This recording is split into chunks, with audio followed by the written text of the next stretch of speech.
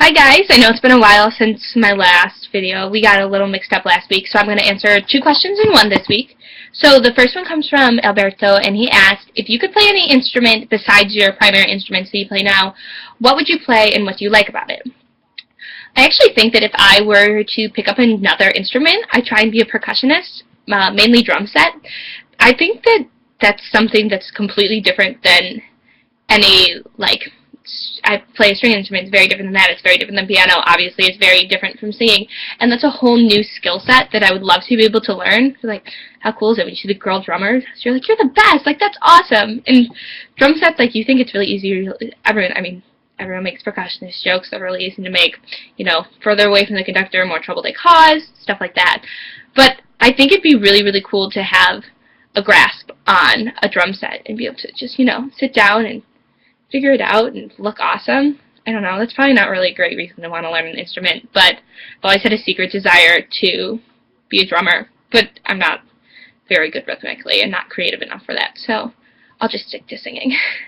And then the other question from Rachel is, what were some teaching methods that you have used, that teachers have used for you over your learning experience, if that makes any sense, and what did you like about it, and do you think that you'll use them while you're a teacher?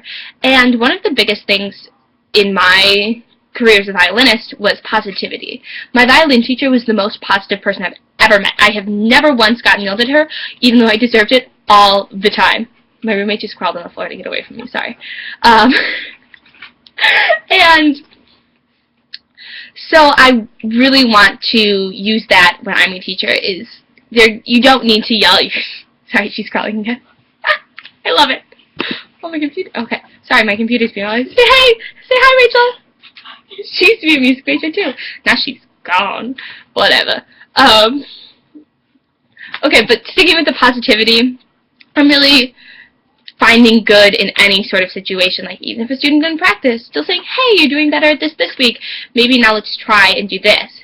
Because I realized that with the teachers who were positive with me, I worked a lot harder and enjoyed it a lot more than the teachers who would yell at me every week when I didn't practice.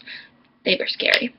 And a lot of the other things were like little stupid rewards, like I would have a coloring sheet for violin, so every time I played Perpetual Motion, I got to color in a brick on my castle, and when I played it 100 times within a week, I'd get a couple extra stickers, I'd get a piece of candy. And that works much better with younger students, but, if someone offered it to me now, I'd probably still do the same thing and be really excited to get some candy. So, I think a lot of the learning experiences, and kids will be like, oh, I'm too old for that, but, it really comes down to it, everybody's going to work for the candy. And if they're not, maybe you don't want them in your ensemble. Sort of kidding.